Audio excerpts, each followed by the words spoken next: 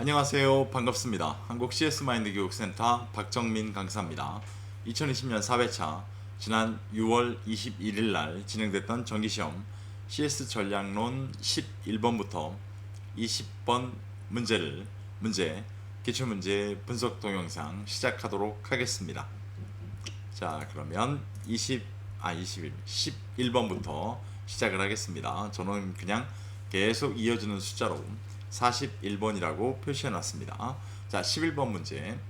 서비스 수익 체인의 구성과 관련해 운영 전략과 서비스 전달 시스템을 의미하는 요소로 보기 어려운 것 무엇입니까? 라고 지금 물어보고 있는데요. 지금 여기에서 지금 보시게 되면은요, 기본적으로 봤을 때 두 가지를 지금 얘기하고 있거든요.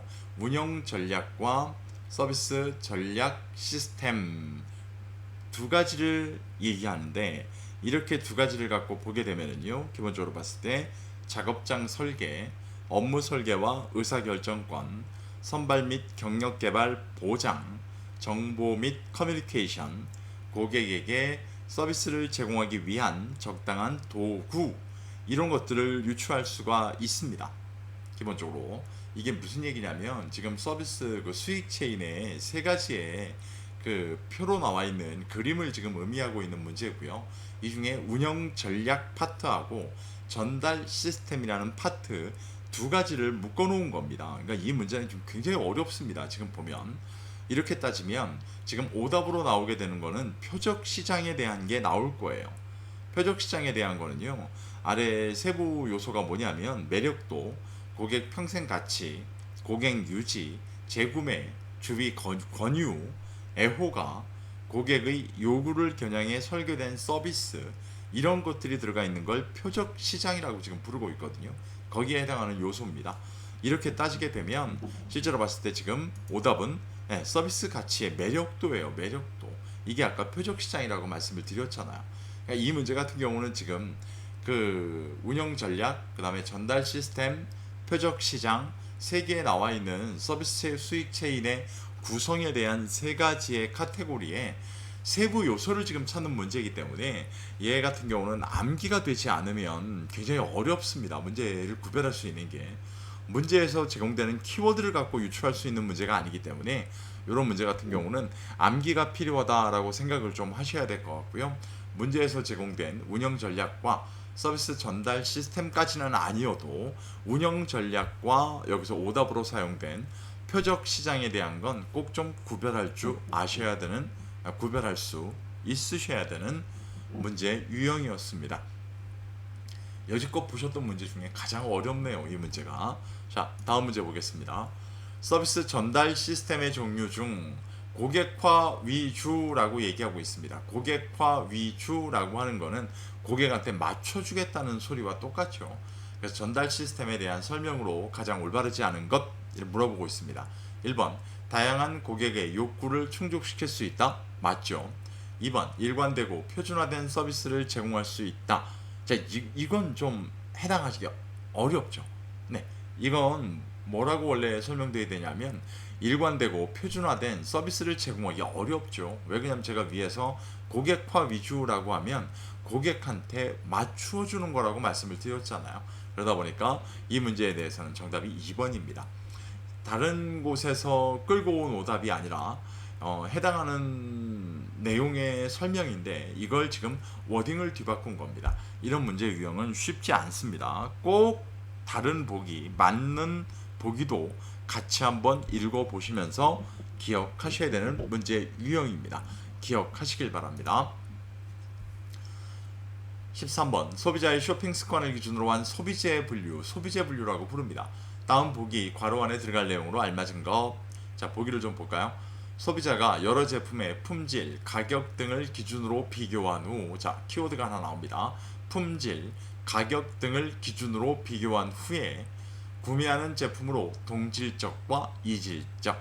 자, 여기서 보면 동질적, 이질적 뒤에 붙는 워딩을 지금 찾고 있는 문제인데 동질적, 이질적이라고 나오는 소비재 분류는 딱 한 가지였죠.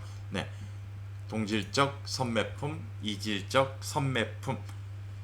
품질의 기준을 두느냐, 가격의 기준을 두느냐에 따라서 나눠놓던 거 선매품이라고 저희가 불렀던 소비재입니다. 꼭 기억하셔야 됩니다. 키워드를 가지고 기억하시길 바랍니다. 이렇게 문제가 나온 유형도 처음이기 때문입니다. 다음 문제. 제품 차별화 요소 중 정상적인 조건 또는 긴박한 조건에서, 자, 여기까지 몰라도 됩니다. 제품에 기대되는 작동 수명의 측정치라고 지금 얘기하고 있습니다. 작동 수명의, 제품에 기대되는 작동 수명의 측정치. 자, 작동 수명이라는 얘기는 뭘까요? 움직인다는 얘기잖아요. 그러니까 여기까지 움직일 수 있을까? 얼마나 쓸 수 있는 거야? 흔히 이렇게 얘기가 되면 저희가 할 수 있는 내구성이죠. 내구성. 제품의 기본적인 기능을 보완하는 특징입니다. 말 그대로 특성이죠, 이거. 그죠? 특성. 그 다음에 뭐가 있을까요? 생산된 모든 제품 단위가 일관되게 만들어졌으며 또 약속한 목표, 규격 명세를 충족시키는 정도. 자, 명세서에 맞게 만들어져요. 적합성, 품질이라고 볼 수가 있는 거죠. 제품의 기본적인 특징이 되는 작동되는 수준. 자, 이게 원래 제일 어려운 거죠. 작동되는 수준. 자, 이건 뭘까요? 네, 성능 품질입니다. 작동되는 수준. 작동 수명의 측정치. 기대되는 작동 수명의 측정치는 내구성이었습니다. 기억하셔야 됩니다. 다음 문제. 다음 중 의료 서비스의 특성에 대한 설명으로 가장 올바른 거. 자, 의료 서비스라고 부릅니다. 의료 서비스는 잘 보시면 경제적, 경영적 이런 말이 없죠. 그럼 일단은 비영리 측면을 얘기합니다. 알고 계시는 것처럼. 자, 첫 번째, 의료 서비스는 수요 예측이 손쉽게 가능하다? 그럴 리가 있을까요? 네, 지금 코로나가 이렇게 난리가 날 줄은 아무도 예상을 못했잖아요. 2번, 의료 서비스 비용은 간접 지불 형태를 갖습니다. 맞죠? 네, 간접 지불 형태를 갖습니다. 3번, 의료 서비스는 기대와 실제 성과가 대부분 일치합니다. 이러면 얼마나 좋겠습니까? 네, 일치하지 않죠. 의료 서비스는 의사결정자가 제한적이고 획일적이다? 이렇지 않습니다. 굉장히 다양합니다. 누군가는 결정을 해야 되는 시기가 오기도 하죠. 조금 슬프지만. 의료 서비스는 기본적으로 유형적인 제품 특성을 갖고 있다. 무형의 서비스입니다. 이렇게 보시면, 조금만 읽어보시면 해결이 가능한 문제 유형이었습니다. 다음 문제. 다음 중 자이다물이 주장한 지각된 서비스 품질의 성격으로 가장 거리가 먼 거. 자, 지각된 서비스 품질이라고 얘기합니다. 자, 하나씩 읽어봐야겠죠. 1번, 서비스 품질은 객관적 또는 실제적 품질과 다르다.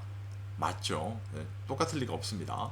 2번, 서비스 품질의 평가는 대개 비교 개념으로 이루어진다. 개론을 설명드리는 영상에서도 언급드렸지만 공정성 이론이라는 걸 저희가 배웠습니다. 3번, 서비스 품질은 태도와 유사한 개념으로서 전반적인 평가다.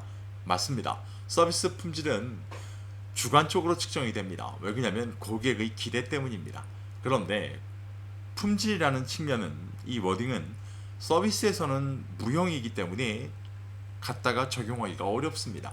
이러다 보니까 서비스 품질은 거의 측정되는 평가의 척도가 서비스를 제공하는 직원의 태도에서 오게 된다라는 관점은 이미 알고 계실 겁니다. 4번, 서비스 품질은 서비스의 추상적 속성이라기보다는 매우 구체적인 개념이다. 이렇게 될 수가 없죠. 서비스는 말씀드린 대로 무형성을 갖고 있기 때문에 구체적으로 뭔가 표현하기가 어렵습니다. 이렇게 보시면 될 것 같고요. 5번 설명 같은 경우도 잘 보시면 비교함에 따라 라고 나오는 거 보실 수가 있을 겁니다. 자, 4번이 잘못된 설명입니다. 시간을 갖고 조금은 읽어보셔야 될 만한 문제 유형이었습니다. 다음 문제. 가빈이 제시한 5가지 관점의 품질 차원 중 다음 보기 괄호 안에 들어갈 내용으로 알맞은 거. 자, 가빈이라고 일단 제시를 해줍니다. 5가지 관점이라는 게 아래 보기 5가지엔 다 나와 있네요. 전부 다. 자, 보기 뭐란 공급 측면에 초점을 맞춘 것으로, 자, 먼저 키워드가 나와요. 공급 측면에 초점을 맞춥니다. 기업이 제품의 속성을 명세서와 일치되도록 제조하면, 고객의 신뢰성은 높아져 고객에게 만족을 준답니다. 명세서와 일치되도록 이렇게 만들 겁니다. 저희 그대로 똑같이 만들어 주면 고객의 신뢰성은 높아진답니다. 흔히 저희가 만들어주는 거, 네, 제조 중심적 접근이라고 부를 수가 있죠. 제조죠, 제조. 제품은 만들어져 나온 것이고요. 네, 제조. 일치되도록 제조하면이라고까지 설명하고 있습니다. 만드는 과정을 지금 얘기하고 있는 거죠. 그래서 그 관점으로 나눌 수 있는 문제 유형입니다. 조금 어려운 것 같습니다만 실제로 보게 되면 그렇게 어렵지 않습니다. 경험을 통해 알 수는 있지만 분석하기 어려운 거, 예, 선험적이라고 저희가 부르죠. 객관적으로 측정 가능한 변수, 자, 이게 제품 중심적이죠. 그죠? 그래서 제품이 지닌 바람직한 속성의 총합이 클수록 제품의 품질은 양호한 겁니다. 라고 나오는 게 제품 중심적 접근입니다. 지금 보고 계신 위에 보기와는 조금 다릅니다. 원가와 가격이라는 거 나오면 가치 중심적, 그죠? 고객들이 다양한 욕구와 뭐랄까요, 필요 이런 곳에 맞춰주는 거 저희가 사용자 중심적 이렇게 나눌 수 있는 문제 유형이었습니다. 기억하세요. 다음 문제. 카노의 품질 모형을 그래프로 표현할 경우 아래 그림처럼 보입니다. 자, 다음 보기 나에 들어갈 내용으로 알맞은 거. 나를 지금 보시게 되면 붉은색 점선이죠. 지금 위에 있는 거. 근데 신기한 게 불충족이 됐는데도 불만족으로 내려가질 않습니다. 그죠? 그런데 충족이 되니까 만족도가 굉장히 급격하게 뛰어오릅니다. 자, 이렇게 된다는 건 실제로 고객에게 충족시켜 줬을 때 만족을 뛰어넘는 고객의 뭐랄까요, 감동이 표현돼 나오고, 불충족이 되더라도 애초부터 고객이 생각지도 않았던 거기 때문에 고객의 불만으로 떨어지질 않습니다. 애초에 고객은 이런 서비스를 생각지도 않았기 때문에 여기에 해당하는 거 뭘까요? 네, 매력적이죠. 그럼 나가 매력적이라고 본다면 가는 뭘까요? 가. 불충족이 됐는데 만족에 가 있고요. 충족이 됐더니 난데없이 불만족으로 갑니다. 알고 계시는 역품질이죠. 역품질. 그럼 다는 뭘까요? 정비례하고 있는. 불충족이 되니까 불만족이 나오고, 네, 충족이 되니까 만족이 나오고, 그럼 다는 뭐예요? 일원적이죠. 저희가 알고 있는 일원적. 자, 라는 뭘까요? 밑에 있는 하부에 있는 붉은색 점선입니다. 불만족이 됐을 때, 불충족이 됐을 때 불만족은 급격히 떨어지고요. 그렇다고 충족이 되니까 만족으로 크게 올라가지도 않습니다. 그러니까 이거는 불충족 됐을 때는 고객의 불만족이 아니라 이건 완전히 불만이 터져 나오게 되고요. 폭발하게 된다는 얘기죠. 하지만 충족이 돼도 그렇게 만족스러워하지 않는다는 거예요. 그럼 고객은 뭘까요? 당연하게 느낀다는 얘기가 되겠죠. 자, 이렇게 따지면 라는 당연적 품질 이렇게 보실 수가 있습니다. 그럼 보기 중에 하나 있는 거 무관심 품질이라는 건 이 그래프에서 지금 안 보이죠. 무관심 품질은요, 원래는 불충족 충족선 저희 Y축으로 지나가는 중심선 그 바로 위에 수평선으로 쭉 이어진다라고 보시면 될 것 같습니다. 자, 그런 정도로 이해하고 계시면 되고, 이 문제의 설명은 매력적 품질 요소였습니다. 다음 문제. 다음 중 서비스 품질의 문제가 발생되는 이유로 가장 거리가 먼 거라고 나옵니다. 자, 이때 잘 보시게 되면은요, 여러 가지가 나오긴 하겠습니다만, 실제로 보게 되면은요, 여기에서는 생산과 소비의 비분리성 및 노동 집약성, 얘는 있죠, 보기에. 직원에 대한 부적절한 서비스, 얘도 있어요.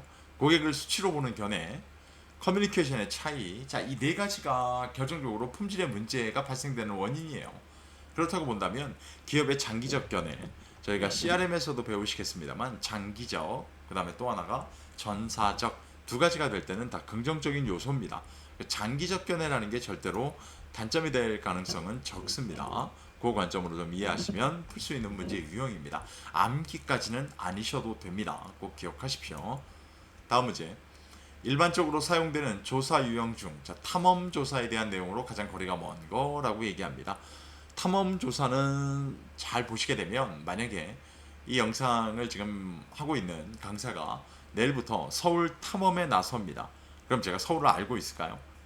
그죠? 저희가 서울 탐험에 나섭니다. 그럼 서울을 모르고 있다는 얘기죠. 이 지구상에도 지금 보시게 되면 거의 탐험이라는 말을 자주 쓰는 곳들을 보면 아마존 유역이 될 겁니다. 왜냐하면 아직도 인간이 가보지 못한 지역이 많다라고 할 정도가 아마존이기 때문에 모른다는 겁니다. 기본적으로 봤을 때. 1번 주로 비계량적인 방법이 사용됩니다. 맞죠.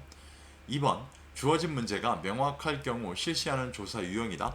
이렇게 하지 않습니다. 실제로 조사자가 주어진 문제에 대해 잘 모를 때 실시하는 게 대표적으로 탐험 조사 유형이기도 합니다. 자, 1번, 3번, 4번, 5번은 전부 다 탐험 조사에 대한 올바른 세부적인 내용입니다.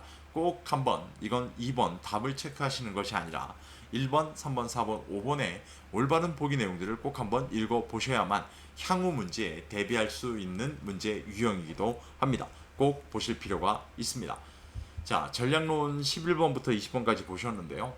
지난번 개론 영상처럼 조금은 난해한 문제들이 몇 문제가 섞여 있는 문제 유형이었습니다. 지난번 영상에도 말씀드린 것처럼 하지만 그런 문제가 섞여 있다 손 치더라도 이게 당락에 영향을 줄 정도의 비중을 차지하고 있는 건 아니기 때문에 큰 부담 없이 푸실 수 있는 문제 유형이었습니다. 자, 영상을 보시고 설명되는 부분이 나는 조금 부족하다고 느끼신다 그러면 서점에 가시면 제 기출문제 분석 문제집이 출판되어 있습니다. 지금은 아마 표지가 조금 바뀌어 있는 걸로 알고 있는데요.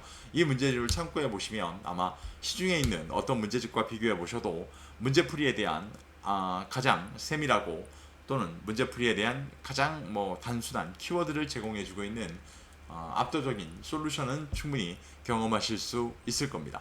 나는 서적이 좀 불편하다고 한다면 네이버에서 박정민 강사를 검색하시면 제 카페가 나오고요. 제 카페 메인 화면입니다. 물론 유료로 운영되는 거에 대해서는 양해를 좀 부탁드리겠습니다. 제 카페에 와보시면 기존 6년간의 기출문제 또는 기출문제 분석 문제집, 또 자주 출제되는 문제에 대한 핵심 문제들, 또 문제풀이 동영상, 단원별로 출제 경향이라든가 출제 문제가 반복되는 문제들을 볼 수 있는 단원별 기출문제 등 여러 가지의 솔루션, 합격할 수 있는 솔루션을 공유해 드리고 있습니다. 꼭 한번 활용해 보시면 도움이 되실 것 같습니다. 오늘 보신 영상이 시험 준비에 도움이 되신다면 구독과 좋아요도 꼭 좀 부탁드리도록 하겠습니다. 다음번 영상은 CS 전략론 21번부터 30번까지 영상을 갖고 찾아뵙도록 하겠습니다. 고생 많이 하셨습니다. 고맙습니다.